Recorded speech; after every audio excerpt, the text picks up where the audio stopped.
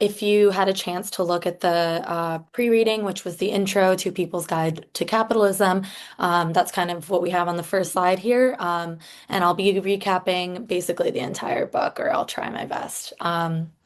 So, in the introduction, the author Hadas Thier kind of talks about the state of the world, the US today.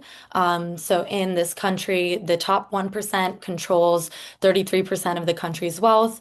And this is increasing every year. I think this was published in 2020. I don't remember, but so it's probably the ratios are probably even worse. But the next 2 to 9% controls the next 37% of wealth, and the bottom 90% controls the next 30%. And of that, the bottom 50% in this country controls just 1% of wealth. We also see that corresponding to this, mass protests have been increasing per year. It's been increasing 11.5% worldwide. And even accounting for population growth, we're seeing bigger numbers than the protest movements of the 60s and the Vietnam War, civil rights movement, which I think is largely hidden today in our news coverage. So I think it's important to point out that things are getting worse, but outrage is growing with that as well. So next slide, how did we get here? Next slide. So historically, we can trace, we're going way back to modern humans emerged about 200,000 years ago. We were organized into hunter-gatherer societies that operated on the basis of common ownership and a culture of egalitarianism. So it was only when humans started to settle and farm that we had surplus food, and who got to control that kind of started to create class hierarchies. So the emergence of class society was about 5,000 years ago, and then we'll fast forward way more to feudalism, which we know is the society that kind of preceded capitalism. This was about 1,000 years ago, and this was a system in which lords used force and physical violence to compel serfs to toil their own land. So these were kind of the two classes, but serfs were still responsible for their own land and producing their own goods. And now we have capitalism, which really only came about around 500 years ago. So I say this to kind of point out, or the author does, to show that capitalism is not as eternal or natural as we think. It often feels like the system has always been this way and it's as natural as the air we breathe, but it's not. So in the next slide, I'll also cover how capitalism didn't just come about naturally because of competitive forces. There were very, very brutal beginnings that compelled this system into existence. So the origins of capitalism became dominant using the existing technologies of late feudalism. The first mode was the putting out system, where the mercantile or capitalist class would sell raw materials to artisans and then buy the finished product from them. So these turned workers into wage laborers rather than independent artisans. So that kind of laid the basis for larger manufacturing and workshops where laborers were paid a wage to produce products. And this allowed for the division of labor and de-skilling of work. So rather than creating a whole chair, you're the person who screws the legs on, the next person sands down the wood. And this gives capitalists an advantage in the market. With the work broken up, it was easier to mechanize in factories. Marx called this machine production. So the brutality kind of began with the Enclosure Act of 1773, which allowed capitalism to gain its first foothold in England. So this is a law by which common land was seized to create privately owned plots of land via payment, theft, or the law. And this concentrated land into the hands of a few landowners rather than the peasants. And this stripped them of their economic independence, because now they either had to pay rent to work on previously their own farms, or they had to find work on new, larger farms, or move to manufacturing in the city. So in these cities, manufacturing was springing up, bankrolled by this merchant class, and this required laborers to be doubly free, both free from serfdom so that they could be employed, but also free from their land and the means to produce their own subsistence. chaining them to work to survive. So rather than the physical chains of feudal exploitation, capitalism binds workers to their bosses by invisible threads. Um, but also very visible threads and violence as well. The working class was said to be put to work in dark satanic mills. There was this whole era where unemployed people were labeled as vagabonds. They were punished for being unemployed by beating, imprisonment, branding, mutilation. They cut off their ears, execution.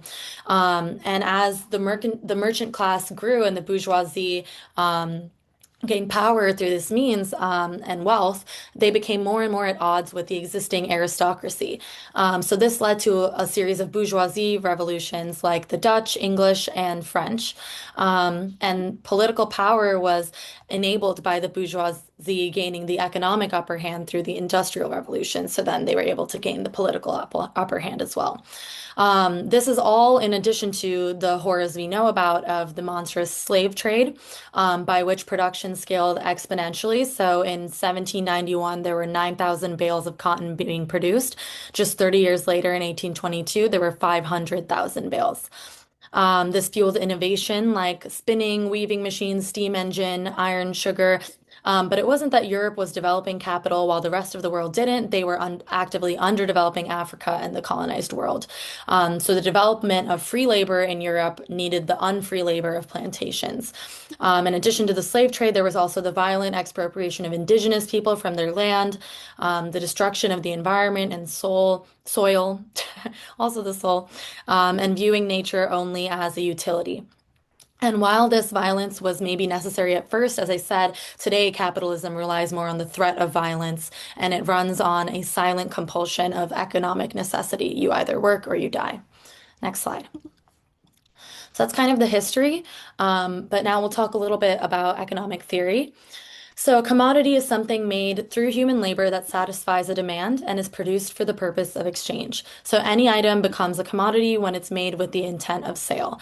An item has use value, how it's used, and exchange value, the quantity at which it's exchanged for another item. So many things that are not commodities or commodifiable have use value, like air. They haven't found a way to sell us that yet. And something also has use value if anyone wants it or needs it or wants it even. So toys have use value, anything has use value. Some use values are universal, like food, but others are geographically, culturally, or historically determined. So the utility really varies based on a user. So that should mean that a cookie is priced differently based on who's buying it, if someone really likes cookies or if they don't. But instead, a cookie is priced on this idea of exchange value. And in this capitalist society, we say that it's determined by kind of supply and demand. I'll go into that in a second. But this system is basically not concerned with use value. It's not concerned whether people need to eat more food, but it's more concerned about how much something like grain can be exchanged for. So this is what motivates things like dumping grain into the ocean rather than selling it at a loss. We can obviously talk a lot about pollution, but I'll move on to the next slide. So if not utility, how is exchange value determined? So modern economists say that it's supply and demand. And, you know, there's this idea of marginalism where the marginal cost of an item is the cost of producing one more of that commodity. And that's how this graph is kind of mapped out. But there's some assumptions here that aren't correct. So the first one is to assume that production costs keep increasing as you produce more and more of an item. But the truth is that efficient scaling really reduces the production cost per item. So you're only really motivated financially to so according to this graph, you would only be motivated financially to increase production in response to demand. But because if you're a huge monopoly, you have all the resources to produce 100 items and it's only a small lift to produce 200 items, we know that companies overproduce just because they can. We see it all the time, new iPhones coming out every year. We also assume that this model works for the commodity of labor power. So if there's more demand for labor, the cost that we pay, minimum wage, would go up. But this isn't true because of that invisible thread that we have where we can't walk away from selling our labor if wages aren't good enough for us. We have to work to survive. So that's another contradiction.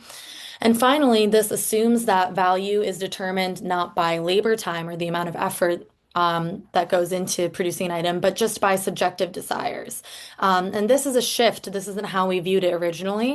In neoclassical economics today, it was done to individualize capitalism, to say that prices are just set by the market, by how much people want things, and not really by how much it takes to create, how much time.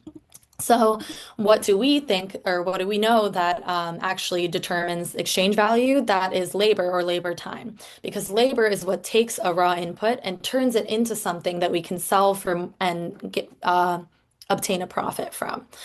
Um, let's see.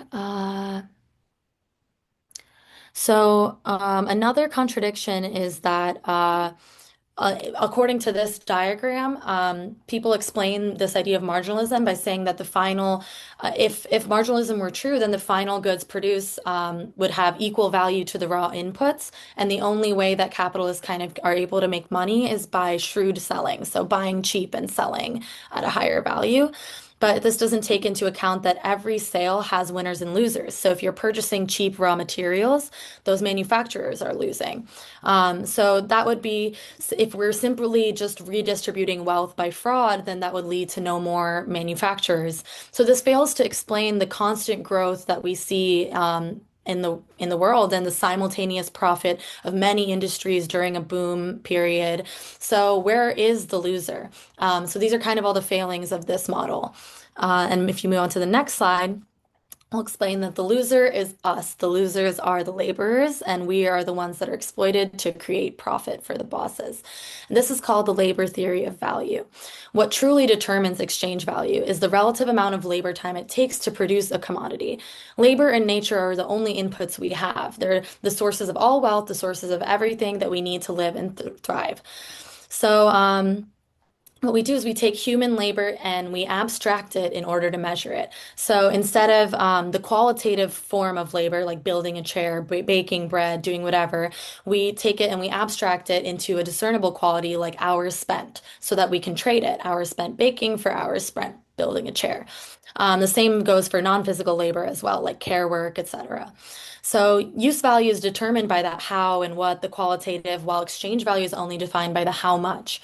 And we price that as well by looking, skilled labor as well by looking at the time that it took to develop that skill, so education.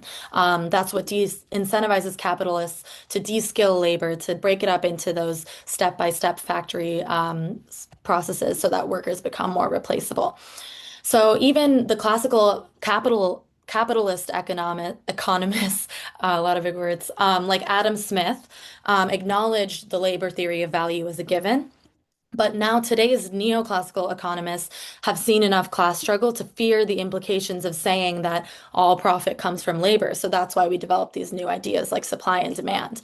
But Marx was aligned to these classical economists and he developed their incomplete ideas. And he added that socially necessary labor time is what defines value. So it's the average time it takes to produce a commodity under the conditions of production normal for a given society with the average degree of skill and intensity of labor of that society. So that's just to say, like, it's not going to take the same amount of time for me to fix a car as it would a mechanic. Also, geographically, labor is cheaper in China than here, so we outsource a lot of our manufacturing there, things like that. So it's socially and historically determined. And this means that the pressure of competition as different businesses adopt new innovations, or as a new innovation emerges, different competing companies will adopt similar methods to compete with their rivals. Otherwise, they'll find themselves undercut. So this is problematic because it encourages dangerous practices. Like conformity. You can't expect the laws of the market to self-impose safety regulations, for example, if things just need to get out faster. Um, Yeah, so I'm going to move on to the next slide and talk about how money is involved in all of this. It's another thing, just like capitalism, that seems as natural as air that just came about. And really, it's a physical format that represents value in market-based societies. Um, the existence of money, as argued by Marx, is determined by the value of commodities, right? Money has no intrinsic power to create circulation and exchange. It's the fact that commodities exist that money should exist. But mainstream economists kind of go the opposite way. They decide that money determines the value of commodities. So, before, going back, we would have different products like a coat or tea or shoes or something, and we wouldn't know how to trade them exactly. Like one coat isn't exactly equal to 10 pounds of tea or something. So then we needed a universal equivalent. Or this started out as like gold or cows or different things, but coins were used because they were transportable, durable, divisible, recognizable. So that's kind of why gold coins were being used. We think that the use of gold was kind of because of its intrinsic wealth, but it only really came out of being accepted as the universal equivalent in a growing world market.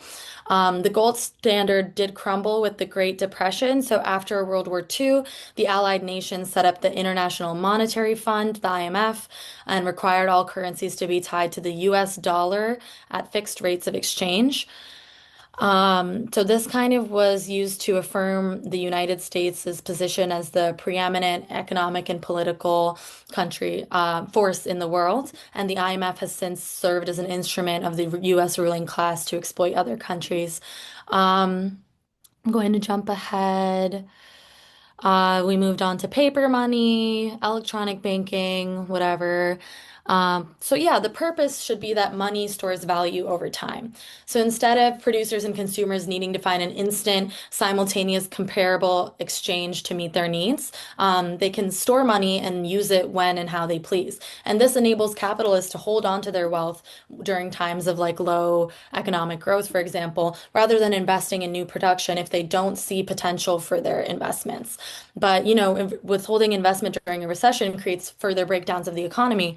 Um, Another issue is that money displaces personal and social relations, and the subjectivity of a commodity. So we don't see where lettuce is coming from in the grocery. We just see a dollar sign. And so we kind of lose control of money. We spend it too with no idea where it's going to go next. What Walmart is going to do with our money is up to them. Um, so I will jump ahead to the next slide. Um, so yeah, the top model is how Marx conceived of money and how money should be used as an intermediary. So we have CMC, that means commodity, money, commodity. So we exchange one commodity for money, we use it to buy another commodity, and this should theoretically equal out so that there's no surplus profit, right? Where is it coming from? So the real with the development of professional traders, this kind of was able to change to MCM. So we invest money, buy a commodity, and sell it for more money. So really, it's like M prime. Um, Rather than money serving as the intermediary, it becomes the driver of the exchange process. And the purpose of exchange becomes accumulating surplus value.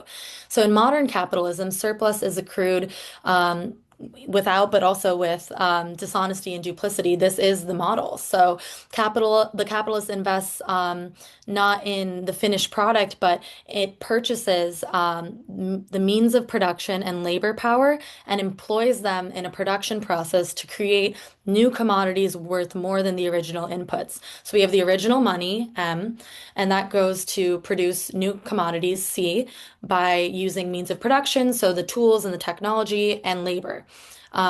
And we take the original commodities and we put it through the production process and we create a new commodity that's worth more that we can sell to make more money. So the secret to getting the surplus value in here lies in that L variable in labor power, which is the ability to work. So the exchange value of labor power is the wages that we pay. That's the paid value of labor. Bosses can pay you for just half the profit you produce in a workday and pocket the rest. And we determine the wages by the minimal daily needs needed to keep the laborer alive, right? Minimum wage. That doesn't even include the unpaid labor that contributes to the sustenance of the working class, right? Like child rearing and things like that. Um, so yeah, to make this a little more simple, I'll give an example. Let's say you work for Starbucks and they pay you $120 for an 8-hour shift according to minimum wage, but you probably make $120 of coffee in an hour. So you're making 8 times that for the capitalist. And even once you subtract the cost of the materials and the use of the equipment and everything, Starbucks isn't paying you anywhere near the value that you've created for them. They only compensate you for your labor power, not for the actual fruits of your labor. And you just make and you actually make the value of your wage in just an hour. The rest of your shift, you're basically just working for free. And that extra labor that they're extracting for you, that is surplus labor. And the money from that is surplus value. Um, so even dismissing the unpaid labor outside of the workplace, surplus value comes from the time that the worker is spending to create money beyond what they're paid. So capitalism disguises this process of exploitation that's really inherent to all of our jobs, to all of our lives, with some magic charm. Oh, it's just shrewd selling. It's just this, it's that, it's smart investments. That's what creates profit out of nothing. But again, that doesn't account for simultaneous growth. That doesn't account for all of these things, these problems that we see with supply and demand. The real source of this value is the fact that labor is exploited. The rate of this exploitation depends on the social and historical norms. Like I said earlier, we can outsource work to cheaper countries like China and Mexico. We can use racism and sexism to pay workers less, people of color, women, immigrants, people with disabilities, the elderly, etc. This can vary based on industry. We can get away with exploiting low wage workers more because these roles have a higher turnover rate and are easily replaceable. And even the higher paid workers who don't face poverty are still facing a very high rate of exploitation, sometimes greater than lower wage workers, since the fruits of their labor are generally more valuable, like engineers building a flight that can be sold for millions and millions of dollars. Um, so the working class is the real majority of the country. It's everyone who's selling their labor and being exploited by the ruling class. Normally, we talk about classes and we say, oh, there's the lower class, the middle class, the upper class, but this middle class is kind of imaginary. The working class and the ruling class are the real two pockets of society. So even highly paid IT professionals or athletes and people like that, anyone who's selling their labor is part of the working class, while anyone who's owning the means of productions and isn't producing the surplus value, but benefiting from it, there, that is the capitalist class.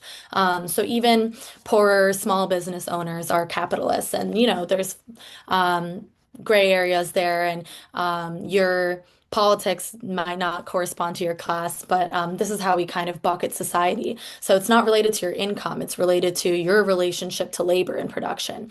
And this includes people who aren't producing a good too, like teachers, care workers, athletes, etc. Wealth and poverty don't determine your class, they're manifestations of it.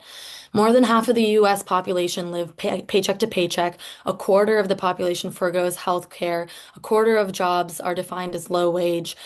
And another thing that's interesting is that unemployment is also inherent to capitalism. Unemployment is beneficial to the capitalist class because it creates a reserve army of laborers that capitalists can tap into whenever people are going on strike or right demanding better conditions.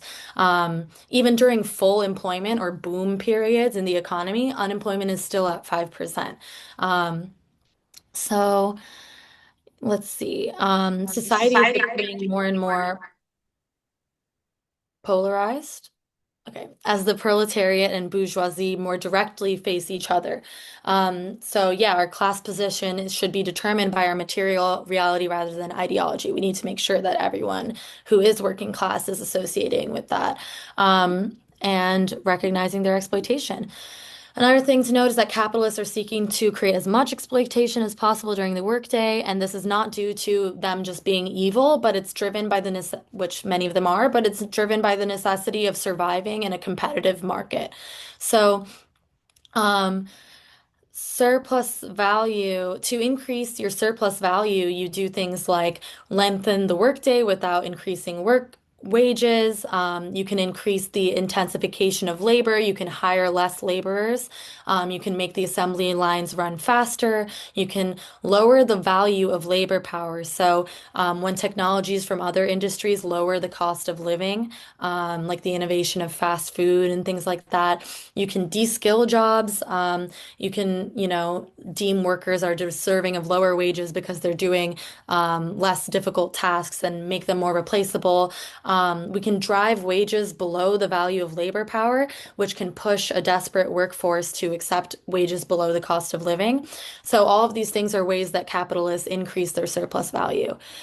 And the next slide, I'll talk about why this is not due to their evil nature, but competition. So competition is inherent to capitalism. Surplus value is created in production, but it's only realized in exchange. So capitalists have to find buyers for these commodities, and that forces them to compete. Capitalism can't ensure that capitalists will sell the whole of their product or even most of it. You can't control the market. Even if you could, you can't control your competitors. So we fight for market share with, sure, marketing and reinvesting and innovating, but that's hard. Markets are always changing. So you have to constantly innovate to stay ahead.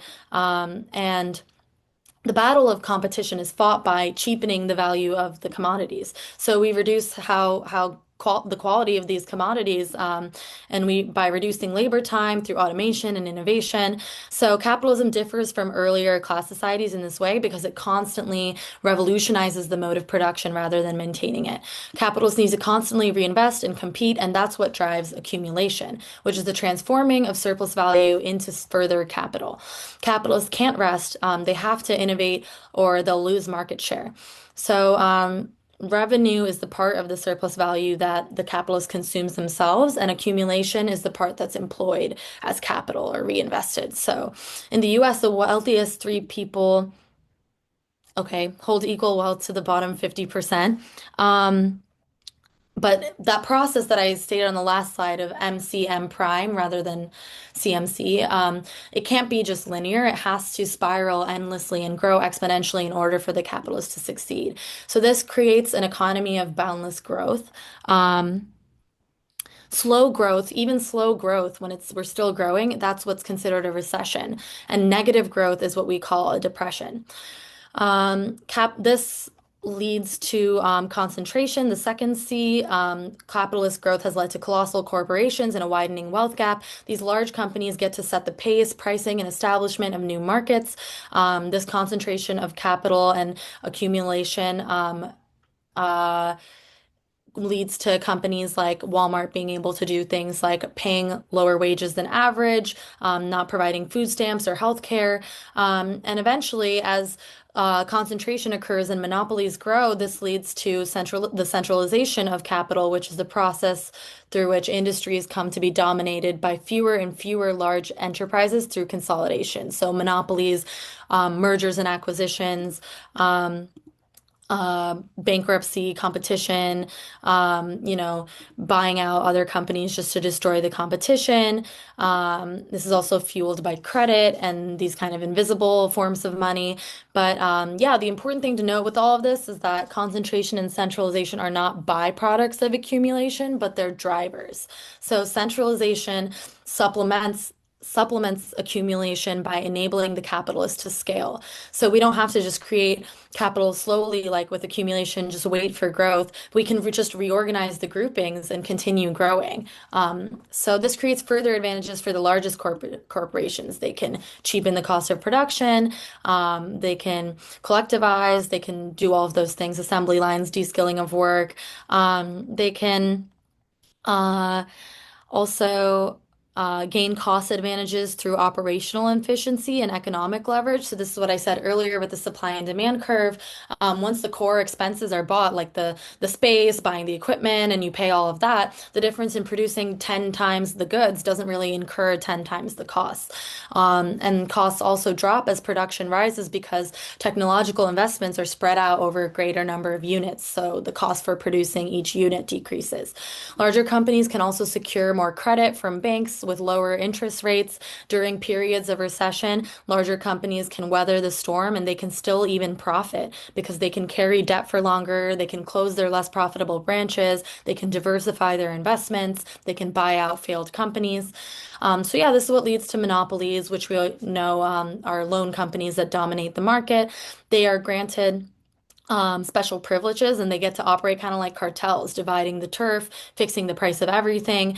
They can get ahead by getting things like decreased shipping rates from the government. They can buy out bankrupted smaller companies at rock bottom prices. So companies like Standard Oil did this. They bought out bus companies that were competing with trains and then ran them all into the ground and got 90% of the market.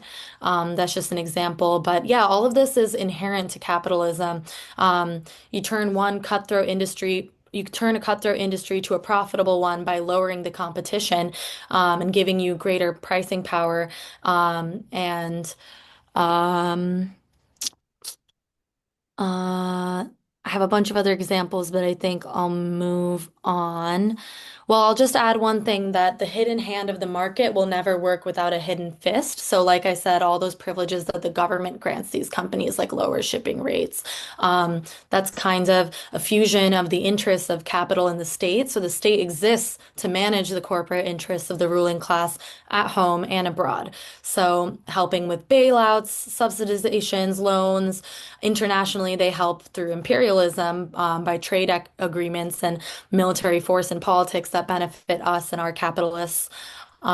So the corporations are relying on the state to beat down these barriers abroad so that they can sell their shit.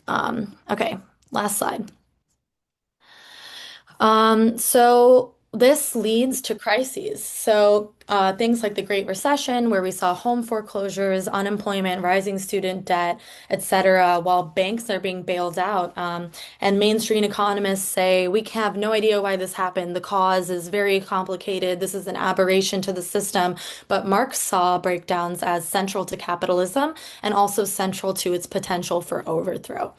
So accumulation is what drives capitalism forward, but it's also what undermines it from within. So, mainstream economists will say, oh, there's a crisis.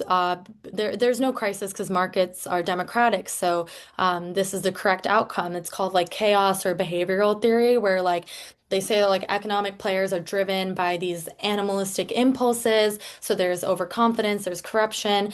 There's another like people have actually even said that there's like weather pattern explanation, like sunny days lead to better stock trading, things like that.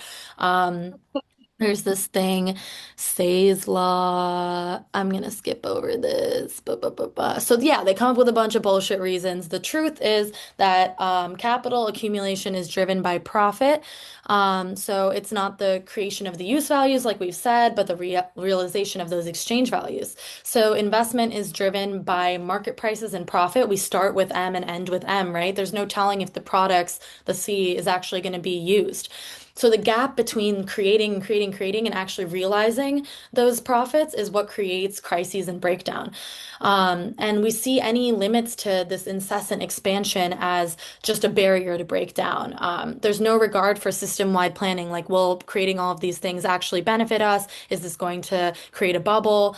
We don't really recognize the limits of the market because we have to keep growing and growing and growing as an individual company in order to capture market share, to gain surplus profit. So production precedes consumption and supply compels demand. So for example, cars weren't popular before Ford made Model Ts and just made a bunch of them and made them cheap. So it's not really about what society needs. The third point is that capitalism necessitates investment in technology, which squeezes out workers and also causes instability, which we're seeing today with AI.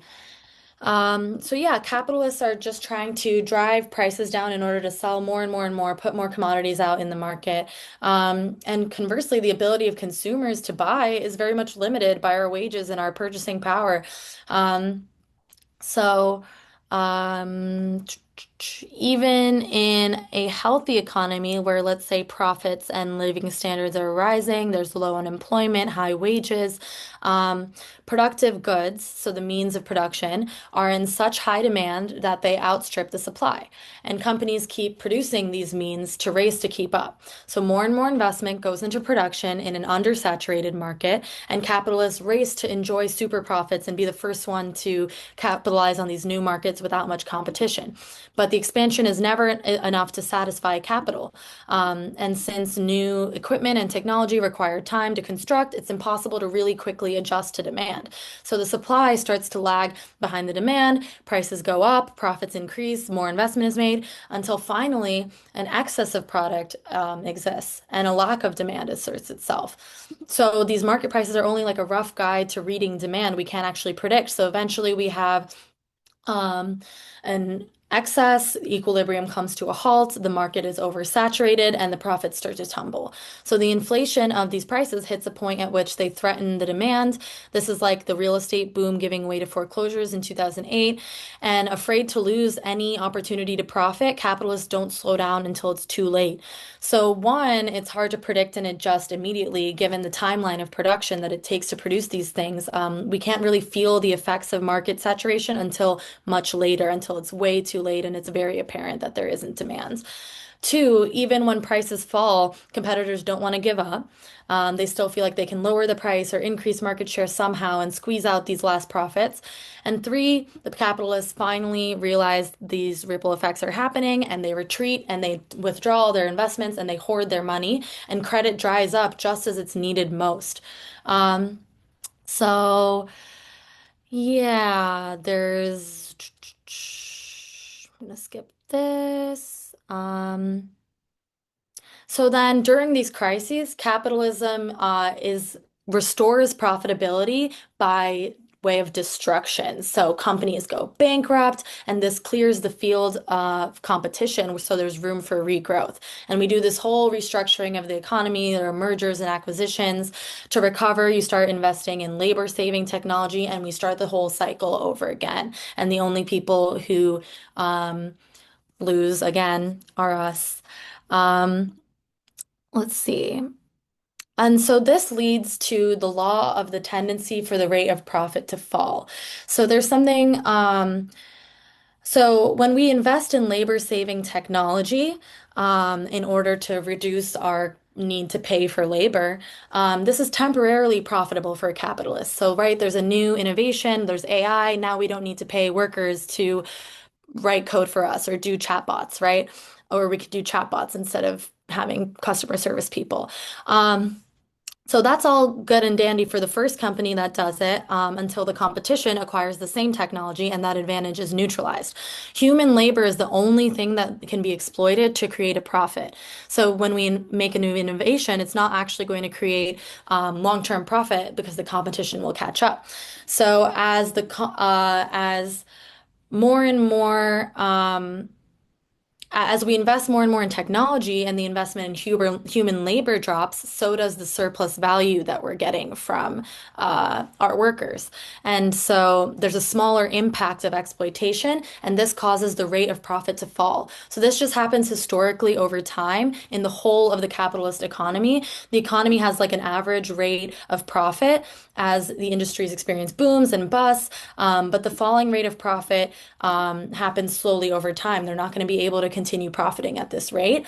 So this hasn't dealt a blow to the whole system yet, because as long as the rate of profit is greater than 0%, the mass of profit will still remain. You can always still try to exploit more labor-saving technologies, et cetera, et cetera. That's why we're trying to put money into every little thing possible. We're inventing all these fictitious forms of capital, like stocks and bonds and all of these things that aren't real. We're investing in crypto, not real. We're investing in AI, which isn't even that valuable. We're doing all of these things because we're looking for any last route to create profit because it's drying up. So as these sources of profit dry up, we're going to have more and more crises and more protests, and eventually a revolution, many revolutions, eventually a successful revolution, because there is this fundamental underlying contradiction that the drive towards profitability undermines the potential for accumulation. that's kind of like the mind-blowing part of the book. And I'll skip the final chapter that's just kind of about stocks and not real things. And we can go to the last slide. I just have a quote from Marx summarizing this. So the development of modern industry, therefore, cuts from under its feet the very foundation on which the bourgeoisie produces and appropriates products. What the bourgeoisie therefore produces above all are its own grave diggers. Its fall and the victory of the proletariat are equally inevitable.